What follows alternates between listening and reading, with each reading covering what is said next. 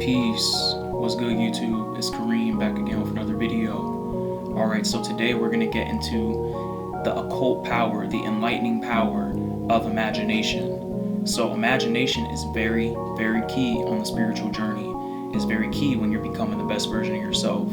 And it's very key when it comes to spiritual practices, magic, and many, many different things inside of spirituality. Imagination is it's essentially considered the center of all of this, right?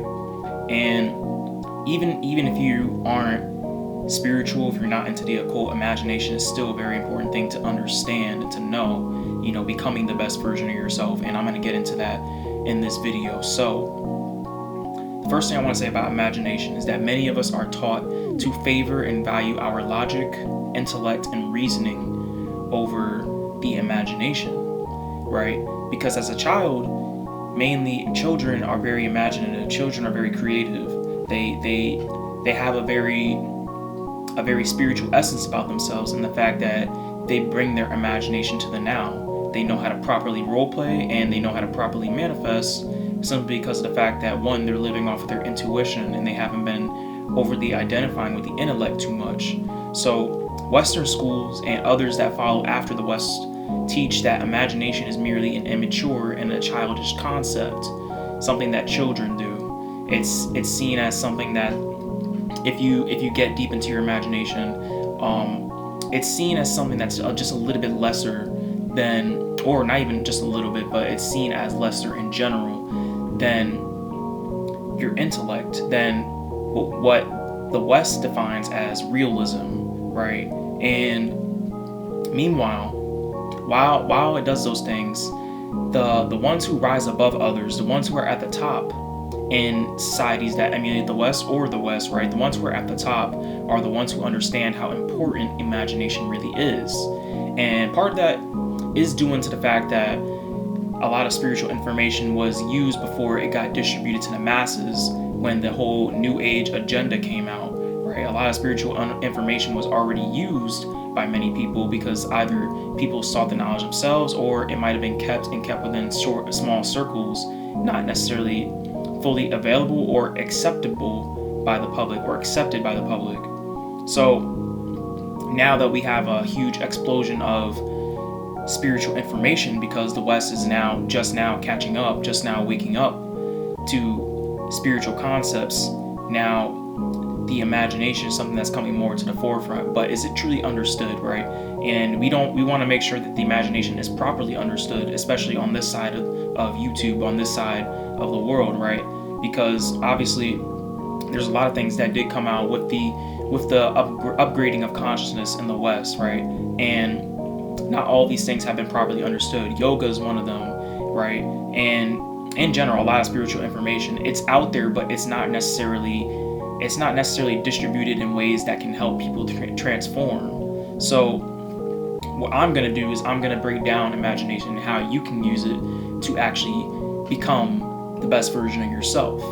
And meanwhile, imagination really is the process of using our mind's ability to create infinite possibilities, right? Everything that you perceive in this world is through your mind. That's the law of mentalism. So the law of mentalism states that the universe is the mind, and the mind is the universe. The mind is all, and all is the mind. So the way that your mind emulates this back to you is simply through not just your dreams, right? But let's say you have the physical world, right? The physical world, you think that you didn't create it. You think that the people outside of you don't resonate with parts of your mind. But when you go to sleep and you have dreams, right? Dreams are considered an entire world projected from your subconscious mind. And if you learn how to control your dreams, you can also consciously create worlds just like that. And that is through the use of imagination. So dreams are a deep form of imagination, of subconscious imagination. Your subconscious mind creating symbols for you through your imagination. Entire worlds, universes, movie scenes, all of that stuff is imagination. And so this all ties into infinite possibilities and universes within your mind. So it's directly tied to the subconscious mind and visualization. Imagination is used in all spiritual work because the nature of spirit is to imagine, right?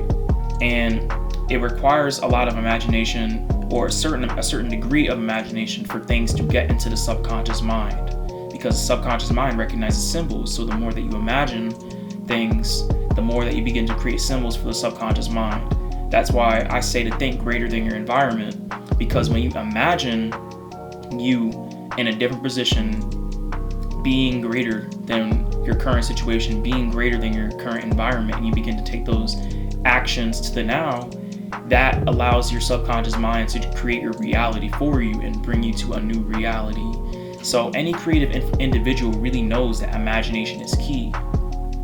Without it, music, art, fiction writing, and all sorts of entertainment would simply not exist, right? The imagination it's very essential. Honestly, in general, if you even set goals for yourself, you're also still using your imagination, because you're putting yourself in the future and imagining something, and you want to bring it back. See, the only problem is when we set goals, not a lot of us bring back that version of ourselves into the now. So it seems like these goals seem so far away from us, and a lot of times our own ego gets in the way, and especially the social conditioning around imagination, it gets in the way. So what we need to understand is that imagination is our creative potential, and it's a potential for a reason, because it can either make your reality or it can do absolutely nothing for you. So it's a creative potential, and it's your ability to harness the energy in the universe to bring it to the now, the energy in your higher self, and bring it to the now. When you envision your goals and the best version of yourself, you are using your imagination. And when you visualize what the best version of yourself is doing day to day, and you begin to apply it consistently, now you've taken what was imagined and you made it into action. You took what was in the darkness and you brought it to the light. So you don't really want to imagine too much and be in the future, and you don't want to imagine too much and be in the past. You want to imagine a little bit, then bring that all back and make it feel as if you're in the now. Every time you imagine, you go into the now, right? So because you're bringing your consciousness there in the form of visualization or astral travel. Imagination and visualization, they're all connected to astral travel, right? So with imagination, you are astral traveling, but you're bringing your mind with you. You're bringing your conscious mind with you, while also still maintaining conscious awareness of your body. Now, you can transform that, and when I get into astral travel later on in this channel, you can still transform that, and you can make it so that you can just bring your full astral body with you and leave behind the physical body, right? That's essentially what a lot of people are talking about when they say astral travel. You can still astral travel with just your mind, using the imagination, using visualization, right? And actually, these two things are actually used together as techniques to actually help one learn how to astral travel, learn how to lucid dream. And so, essentially, action and imagination, when you fuse them together, you create manifestation. So the reason why imagination is commonly discounted in Western public teaching and in the West in general, right? Imagination isn't really seen as something very valuable to success, very, very valuable to making it in the world, right? And the reason why it's commonly shown this way, conditioned this way into many people in the West subconscious minds, is simply because if people were in tune with their imagination, in tune with their intuition, and trusting their imagination, they wouldn't make very good slaves. They wouldn't make very good wage slaves, because they'd be too busy imagining how to be greater than just a wage slave. So they wouldn't even have to buy into being a 9-to-5 slave. They would only use it as a means to an end, and then they focus on their purpose, right? They wouldn't be very political slaves, because they would think greater than their environment. So people would already imagine, like we already do. We would imagine better political scenarios, and we just bring them to the now and be very strong political leaders in our own right, rather than trusting into people who no one knows, that the government just tells you to trust into, just because they have credibility, just because they're in office, right?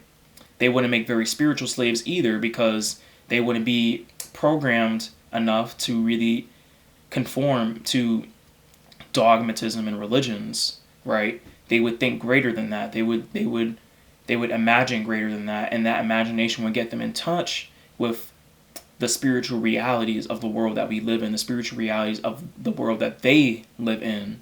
So this is exactly why imagination isn't something that is going to be, at least right now, right, isn't something that's necessarily seen as something or taught as something that you should be using very, very constantly, because imagination is a form of your power. So the more that you believe in this power, the more that you use this power, the more control you have over your reality, over where you're going in life.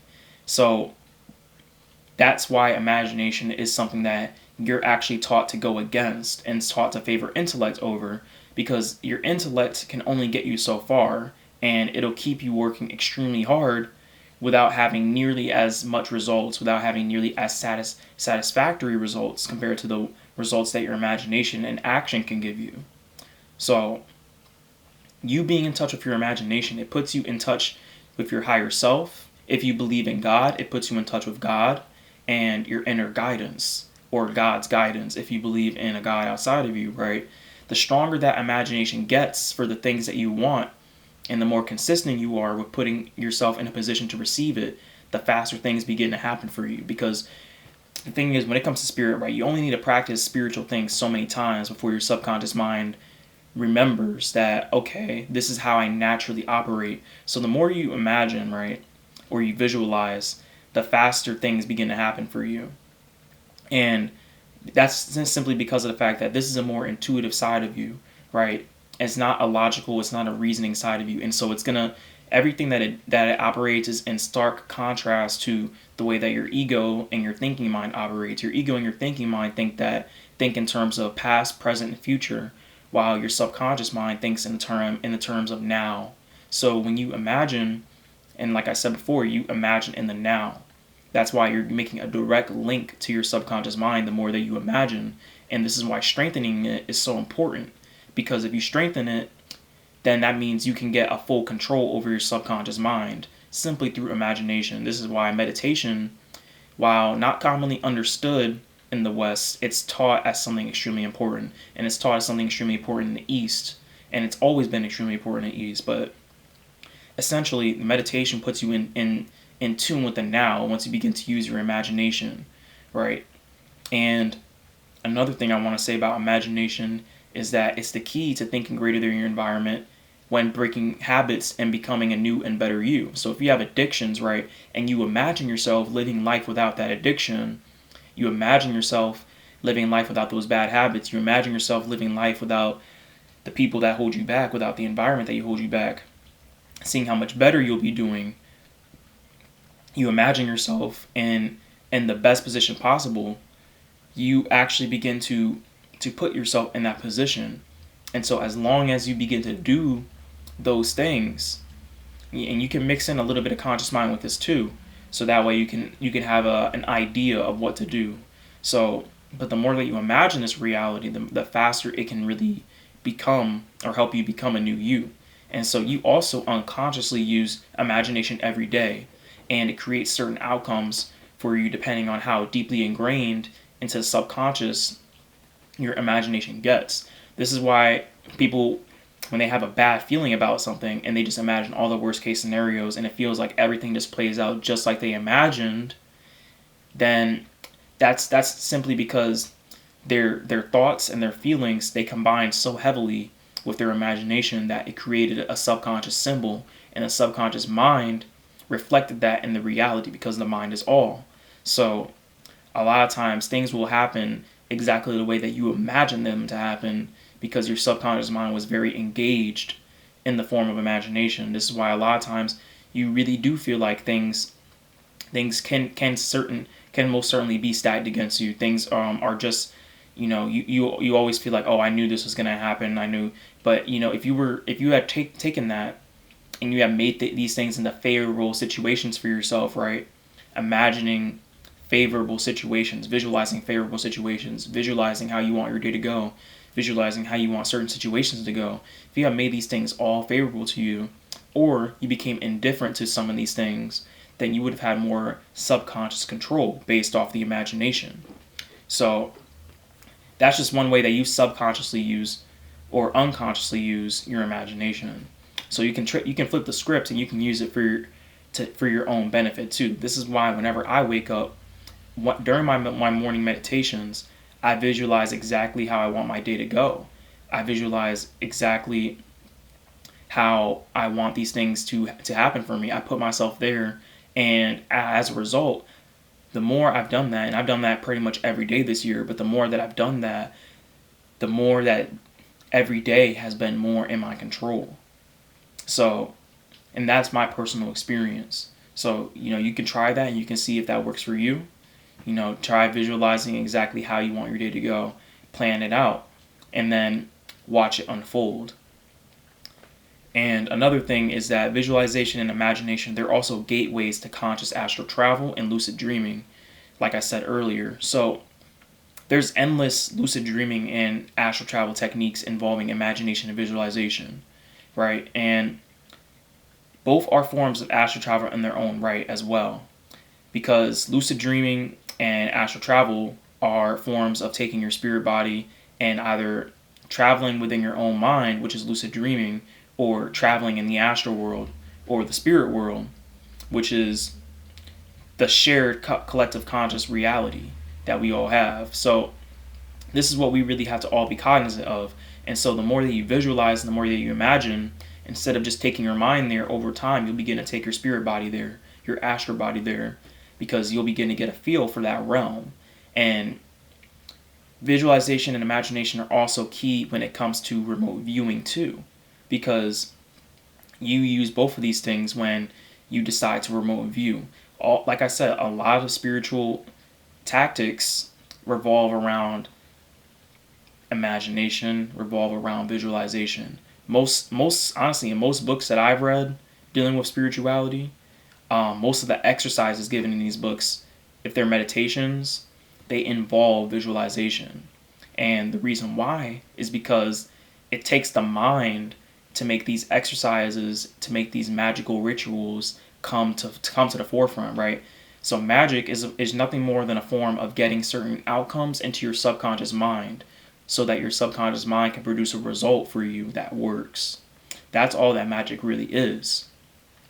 So because visualization and imagination are forms of astral travel in their own right as well, the more that you practice and imagine visualization and the more that you imagine in general, the more vivid and surreal your visualization and your imagination become, because you begin to open up the higher chakras, the third eye, the crown, and the throat, and also the heart, right? Your higher chakras, they all work in tandem with your imagination, and the more that you begin to get in tune with that part of yourself, the more that side of the world, the physio-astral world, begins to show up to you as another reality, another part of your reality, because you're making a connection again, the connection that was lost over time. So this is all very key. And imagination is what all people who have made massive changes in this world throughout history have used to achieve their goals. There's not one person in a position of power that hasn't used their imagination. There's not one person who's rich, wealthy, prosperous that hasn't used their imagination, at least in some way, shape, or form, but more heavily than people who don't use it on a daily basis. Now you can use your intellect and your ego and work hard and still get to a degree of success, but your imagination will take you so much further than that, because your imagination doesn't know limits, whereas your ego wants to set limits. It wants to get to a certain point and be satisfied and feel comfortable, but your imagination knows no limits, right? So that's what separates a person who's using his imagination and the success that he can achieve versus a person that is using his ego and the success that his ego can achieve, right? Because you can become successful using ego. I know people that have done it, right? You can become very successful using ego. It's not necessarily easy, especially if you've been conditioned and you haven't really removed that programming from yourself, but it's doable. It's just harder, much harder. And when you open up that part of yourself that's willing to imagine, right, or that has such a strong will to see a better reality for yourself, right, then you can begin to know no limits.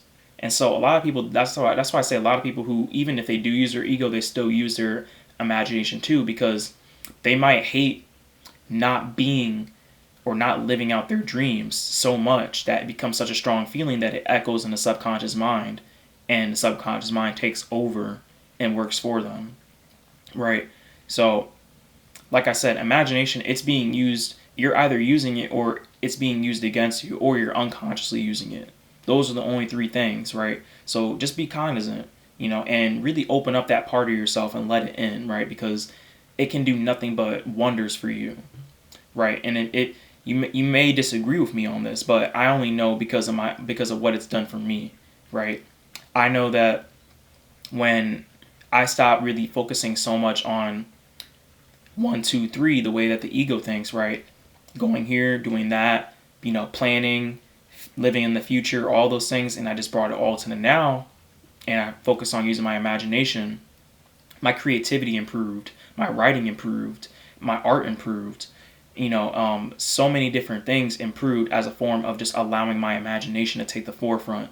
And when I started using it for spiritual development too, it made it easier for me to communicate with spirits. It made it easier for me to astral travel, to lucid dream, to remember my dreams, to do all sorts of things. And like I said, when I started using visualization, imagination every morning to plan out my days have all been in my control. So, and that's just after repeating it so many times. And it's not something that you necessarily have to work hard at. It's just something that you have to allow yourself to do. Imagination is very, very key on the spiritual journey. And if we didn't have it, we'd be so limited. And honestly, really, that's what a lot of, that's where the agendas, they're kind of geared towards making people buy into, which is, letting go of the imagination and more so favoring this new technological, logical, intellectual type of society, type of way of thinking. There's a lot of agenda centered around that. A lot of agenda centered around, not really thinking for yourself, no imagination, but mainly just trusting in things that other people tell you without having your own opinion, without having your own experience, right? Imagination is all about your own experience. It's all about your own vision, right? So that's why there's agendas out there to make you buy into something that doesn't really coincide with your imagination. So you want to actively fight against that by educating yourself on how your imagination works, and then just doing it, because you don't want to make it too logical, right? You just want to get into imagination. So, and a very good example of someone who made massive changes in the world just using imagination is Dr. Martin Luther King Jr. And say what you will about him, but at least he's a nigga who went and did it. All right. And there's a lot of other examples, right? But he's at least someone that did it, and he transformed the United States with just one dream. And I'm sure every day he went out to make speeches, he went out to do his work, he had that vision in mind, right? So that's how powerful your imagination can be. It can either change your entire world, or it can change the entire world even after you die. So that's how powerful it can truly be. And there's so many different examples about how imagination can work. Because like I said, anybody who ever had a degree of power made their vision reality, right? And they did it because they had to live that every day. Part of making your imagination manifest is living your imagination every day, living your manifestations every day. Everything that you see in your mind, you want to live it every day. If you want to create a reality with it. That's essentially how you use your imagination to your advantage, versus buying into your intellect too much and making very, very intellectual and logical decisions on how to really create your reality, right? You want to have a healthy mix between the two. And so the cost of favoring your intellect and your logic or realistic conditioned ways of thinking, right, In other words, ego, right? The cost of favoring that is a docile, limited, uninspired, and unimaginative type of mind, right? That's essentially what happens when you begin to favor the thinking mind, the logical mind, over the imaginative mind. So this is where a lot of people will find themselves stuck because they feel like they've done everything right. They feel like they followed all of the rules. They've checked all the boxes, but they haven't really thought greater than that. They just did what they felt would keep them safe and comfortable, which is all ego, right? And or they might have felt like they just hit a plateau and they don't really feel like they can go past that. They don't feel like they can be better than that. They can't see greater than their situation. That's all what an unimaginative mind can do for you. And a lack of imagination is a sign of an imbalanced sacral, third eye, crown, and throat chakra. Because the sacral and the throat, they deal with creative expression, connectedness, imagination, and self-expression on a spiritual level. Third eye and crown, the third eye deals with seeing and imagining and intuitive inner guidance, right? And bringing that light into your spiritual sight, seeing beyond the reality that you're presented. That's what the third eye can do for you. The crown takes you into the higher realms. It gets you in tune with your higher self and your higher purpose. But you can't get there if you have an unimaginative mind, a mind that can bring you past your lower nature.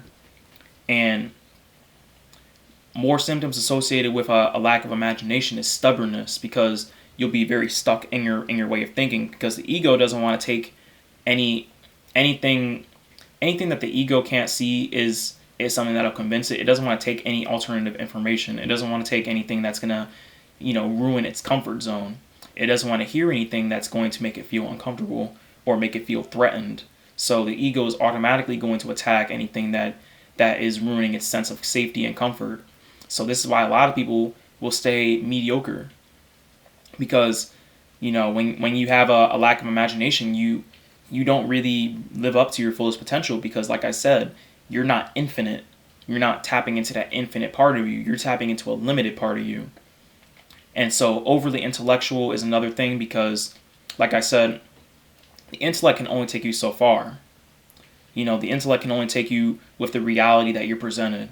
The imagination can take you to infinite realms, infinite capacities. That's why, when it comes to science and spirituality, you want to fuse them together, right? You don't want to keep them separate. You want to fuse them together, because science is how you ground the spirituality, and spirituality is how you evolve the science, right?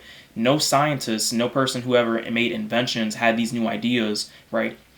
They always imagine that there is something new for them to discover, right? And all that plays into imagination. Imagination is how you bring forth something new out of something infinite, right? Intellect can't do that, because intellect can only work with what's already here. It can only work with what can be measured, whereas the imagination can work with what the intellect cannot see, because it can imagine something greater than what the intellect is capable of filtering. And so that's why I say the intellect is limited, while the imagination, the subconscious mind, is unlimited. And another symptom is lack of creativity, because obviously imagine you only learned how to draw by reading books on how to draw without any pictures, right? It's a very logical way of drawing, rather than just seeing something in your mind and just doing it, or getting inspired and just doing it, right? Imagination deals with the now, so you want to just do. And being a lot of people, they want to do more and they want to be more, but they don't trust their inner child to guide them with their creativity. So as a result, people end up limited. They end up feeling very unfulfilled in life, and a lot of that has to do with the lack of imagination, the lack of spiritual connection with themselves, and the lack of guidance from their higher self and their inner child, really. And being greater remains nothing more than wishful thinking if you don't allow yourself to imagine. That, like that SpongeBob episode, imagination literally is very, very key. And But I also want to say that there's consequences to too much imagination, because, like I said, you want to have a healthy balance between your imagination and your intellect or your reasoning. The consequences of too much imagination is that you could get overly lost in fantasy, because in a fantasy, the difference between your fantasy and imagination is that a fantasy is something that you take yourself to once, and that's what happens. That's a it's not necessarily something that's grounded in your reality. You're not really focused on bringing that into the now. So a fantasy is just, it's essentially you taking yourself to somewhere, but not really going through what you can go through to make that your true reality. Fantasies have no reality. They're just nothing more than an aimless imagination, but not really something that you can consciously bring into existence. So, but they can, all fantasies can become a reality, but you have to live those fantasies and basically take those fantasies, visualize them, and then live them every day. Make them into your reality every day. That way your fantasy can transform into your reality. But when you get lost in it and you can't really distinguish between reality and your imagination, that's when there's problems. So you want to be able to separate those things. You want to be able to distinguish those things, and you want to be able to ground your imagination with your intellect and your actions and bring them into your reality. That's how you can manifest. That's the key to manifestation, really. Manifestation isn't just about seeing it in your mind and being like, okay, I'm already there. No, you have to do stuff, because your subconscious mind has to agree and your ego needs to get out the way. So that's why action is very key. And another consequence is an inability to bring your imagination to reality. Just like I said before, you can't bring it to reality if you're just leaving it in the darkness. You're just leaving it, in your mind. It has to come to the forefront in some way, unless you're okay with leaving it in your mind, because not all imagination needs to become reality, but it's the largest ones that we know are going to transform us that we want to bring to reality. So that's why I say, imagine the best version of yourself and what he's doing, she's doing every single day, so you can start to emulate that. The minute you start doing all those things, you will automatically become that best version of yourself very, very quickly. If you keep consistent and you change everything up, and I mean like everything, yeah, you'll get there, and you'll get there quick, because you're already getting into that vibration. So you want a healthy balance between the imaginative mind and the rational mind. The rational mind, the ego, is meant to be a filter to receive instructions from your higher self, to receive instructions from your higher mind, and also just to take in and navigate through this world. That's what your rational mind is supposed to do. It's supposed to decipher and discern. But when you let it kick into overdrive, it can get in the way of your spiritual development. It can get in the way of your spiritual power. So you want to put it in its place. And these instructions are directions that you can use to consistently take imagined actions from the best you and bring them to the now, right? So occult uses of imagination. A meditation, because meditation, once you start visualizing during meditation, once you start imagining during meditation, that's when you can begin to awaken the third eye, right? And you want to start visualizing small things so you can awaken that clairvoyance within you. Visualizing small things, and then you want to work into larger things. You want to work into environments. You want to work into people.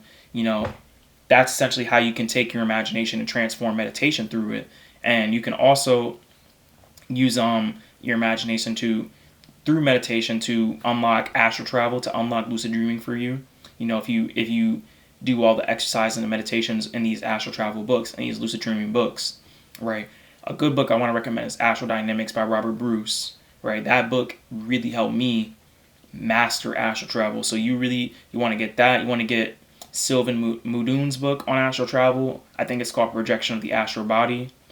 And yeah, there's a few more, but I'll get into those when I start talking about astral travel in the future. So, another occult use of imagination is prayer, right? Because a lot of people, they'll pray, but they'll just do wishful thinking. They'll just wish, ask, and to really put myself in a context where people who believe in gods can understand, right?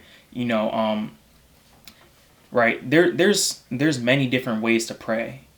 But when you're praying to a deity or a God that you believe in, right? Almost every single major religion talks about prayer in an esoteric sense and prayer in an exoteric sense. So the esoteric meaning given to prayer is essentially the same thing that you do with meditation. So you want to pray as if you already have these things. So when you're praying, you want to pray in the now, and you want to give thanks for everything that you just imagine that God has given to you. So you want to thank God for making you wealthy, abundant, and prosperous, right? And it'll happen for you. Like these things can happen extremely fast. Prayer can be a very effective tool, right? I have a different way of praying because I don't necessarily pray to a God outside of me, but I have a different way of praying that engages me with the spirits of all living things around me. But that's essentially how you want to pray. You want to pray in the now. You want to take yourself there to the now. So and another thing, while we're on the subject of the now, get that book by Eckhart Tolle, Power of the Now, because he talks essentially about this, in many different ways. And you also want to get Think and Grow Rich, because in Think and Grow Rich, they talk essentially about how imagination combined with desire and faith, leads to manifesting a reality. So another cool use of imagination is daydreaming, because daydreaming is another form of astral travel. So daydreaming is just another method of getting in tune with your imagination. And, it's okay to daydream, but like I said, Western schools, they always taught against you daydreaming, always said that you daydream too much, always said that, never really engage with the class, but daydreaming, since it's something that we all naturally do, that was a form of us engaging with our subconscious mind, creating realities. So you want to get in tune with that, make your daydreams into meditations now, or you can just sit there and daydream whatever way makes you feel comfortable. That's a form of astral travel. So the more you engage with that consciously, the more that you begin to strengthen that part of yourself. Talking with spirits or deifying objects, right? This is how I talk to spirits all the time, because I'll be engaging my imagination while talking to some of the deities that I have, some of the statues that I have, or if I draw a deity, I'll talk to the deity too, and either telepathically or directly. But either way, spirits can hear your thoughts. They can also hear your voice. So whatever way works for you. You can also do written communication with a deity, and then over time the deity will begin speaking back to you. You want to really engage your imagination, just like how children, they'll engage their imagination with their toys, and their toys will feel real. You want to do the same thing for spirits, and you also want to do it if you want to deify certain objects for yourself, right? You want to speak power into certain objects and make them into something that gives you power, right? So it could be like wands, it could be like necklaces, like the one that I got right here. Pretty much when you engage your imagination, you can give all these objects consciousnesses, and you can give them roles. So that's essentially what you want to do. You want to speak power into them, because that's essentially how you can get occult power out of everything that you have. You don't want to have these things just for show, right? Everything that you have, you want to turn it into a symbol of power for you. You don't want to buy a bunch of expensive statues and then just have them sitting there. You want to really engage, and the way that you engage so you can get the most out of them is first you learn about the deities, or first you learn about the object, or you can create a story about the object, and you can write your own mythology and your own story surrounding those objects using your imagination. And now, once you have empowered that with your imagination, every time you carry it around with you, now it's something that benefits you. Kind of like if you got lucky socks, your lucky shirt, you always feel like you're on top of the world when you wear this. It happens for you. I got a gym shirt. Whenever I wear this yellow workout hoodie that I wear, I always feel way more powerful. Or my Superman shirt, or I think it's a Superboy shirt, not a Superman shirt, but you know what I'm talking about. Whenever I wear those two shirts to the gym, I have a lot more power, simply because of the fact that I associate yellow with the solar plexus. So I already feel way more powerful because I'm engaging my solar plexus. And then I associate Superboy with a symbol of power for myself, and I deify myself into that. Self-deification is another thing that you can use your imagination for. Because essentially, all these stories that you read in the occult, or in these scriptures, or about these deities, you want to apply them to yourself, and you apply them to yourself by imagination. So manifestation is another occult use of imagination. And going back to deifying objects, if you ever watched that show Raising Dion, and how they gave Dion his watch, and they gave him a story behind his watch, right? That story behind his watch, when he wears it, he feels calm, so that all of his spiritual power doesn't go haywire, right? That's essentially what I'm talking about. You want to make stories like that for all the objects that you have. So that way, if you can make it, because once you make a story like that and it gets into your subconscious mind plays it out for you and makes it a reality for you. This is all about understanding the subconscious mind. So that's how powerful the imagination can really be.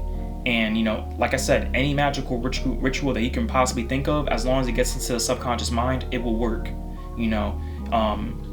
That's the enlightening power of imagination. That's the occult power of imagination. So it's definitely not something to be taken so lightly or discounted as unimportant, by the spiritually immature Western man, right?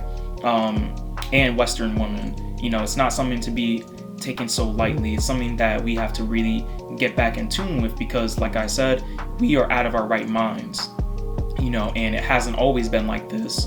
But the degradation of consciousness, the Kali Yuga, the age of darkness, has removed a lot of spiritual power, a lot of spiritual knowledge at this point in time. So when we're rising back up and taking that knowledge back and awakening again, the sun is rising in the west, like the Quran says. When we're getting that power back, we have to really understand that this involves really getting in tune with that intuitive part of ourselves, the imaginative part of ourselves, so that we can begin to remember all of our powers. Imagination is one of those powers. It is the center of your spiritual power. The same way that the solar plexus is the center of your power in your chakra system, the imagination is the center power, is the center of your higher chakras power system. And in essence, the solar plexus gets its power from your imagination too. Everything is centered around your imagination, because the mind is all. Subconscious mind is all. Subconscious mind is what controls your reality. So you really want to get in tune with this and just start to use your imagination more. There's only so many books you can read before you start to say, okay, I have to do the work now. My video shouldn't really be the end all be all. Use your imagination, see where it takes you. Use it consistently and see where it takes you. Right? This is very, very key in our transformation, becoming the best version of ourselves, right? Can you see that best version of yourself right now? Can you see what they're doing? If so, start to emulate that person. Watch what happens. Let me know what happens. So that's the video for today. If you enjoyed the content, leave a like and a comment. And if you're not subscribed, make sure you subscribe, turn notifications on so you can get fire content like this on the daily. I wish you all luck in your journey, and peace.